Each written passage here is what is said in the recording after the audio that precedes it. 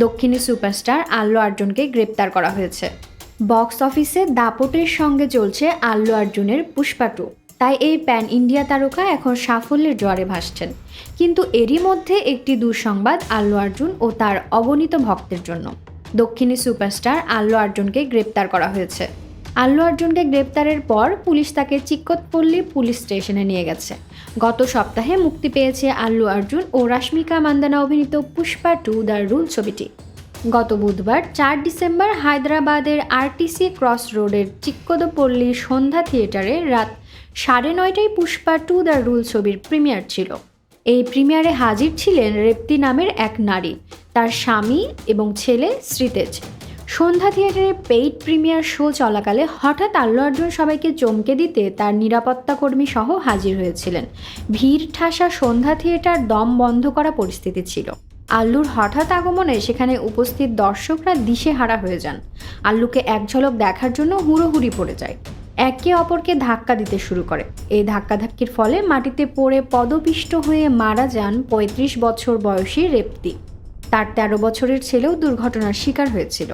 শ্রীতেজ গুরুতর আহত অবস্থায় জ্ঞান হারিয়ে মাটিতে পড়েছিল। কিশোরটিকে সঙ্গে সঙ্গে দুর্গাভাই দেশমুখ হাসপাতালে ভর্তি করা হয়। চিক্কতপল্লী পুলিশ স্টেশনে আল্লু অর্জুন, তার সুরক্ষাকর্মী এবং প্রেক্ষাগৃহের মালিকের বিরুদ্ধে সেকশন 105 এবং 118 এক ধারার মামলা করেছে রেপ্তির পরিবার। পরিবারের বক্তব্য, আল্লুর আগমনের কোনো আগাম খবর দেয়া হয়নি। এ মামলাকে ঘিরে আল্লুকে জিজ্ঞাসাবাদ করবে পুলিশ। আজ অভিনেতাকে ম্যাজিস্ট্রেটের সামনে পেশ করা হবে। স্থানীয় পুলিশ কমিশনারের টাস্ক ডিপার্টমেন্ট এবং চিক্কতপল্লী থানার অধিকারীরা সেখানে জড়ো হন অভিনেতার বাড়িতে। এর আগে অভিনেতা তেলেঙ্গানা হাইকোর্টের কাছে এফআইআর থেকে তার নাম মুছে ফেলার জন্য আবেদন করেছিলেন, তবে নিম্ন আদালতে এর কোনো শুনানি হয়নি।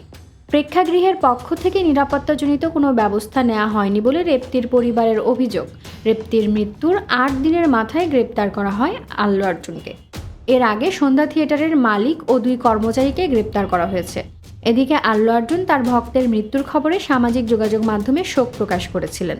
পুষ্পা 2 এর নায়িকা রাশমিকা মান্দানা রেপ্তির মৃত্যুতে গভীর শোক প্রকাশ করেছিলেন।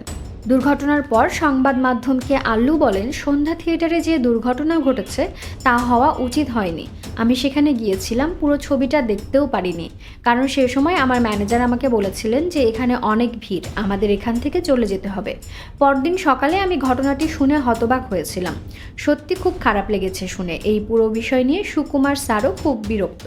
আমরা পরিবারের পাশে দাঁড়িয়েছি। আমরা পরিবারকে 25 লাখ টাকা দিয়েছি। আমরা তাদের সময় দিয়েছি যাতে এই শোক থেকে বেরিয়ে আসতে পারে।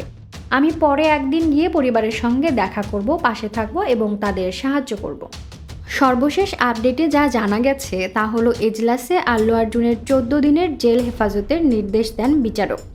সেখান থেকে আবার উচ্চ আদালতে নেওয়া হয়। শেষমেশ পুষ্পা 2 দ্য রুল ছবির প্রিমিয়ারে এক নারীর মৃত্যুর ঘটনায় গ্রেপ্তার হওয়া আল্লু অর্জুন অন্তর্বর্তীকালীন জামিন পেয়েছেন। গ্রেপ্তারের কয়েক ঘন্টা পর শুক্রবার সন্ধ্যায় তাকে জামিন দিয়েছেন তেলেঙ্গানা হাইকোর্ট। এর আগে নিম্ন আদালত তাকে 14 দিনের জন্য জেল হাজতে পাঠানোর নির্দেশ দিয়েছিলেন।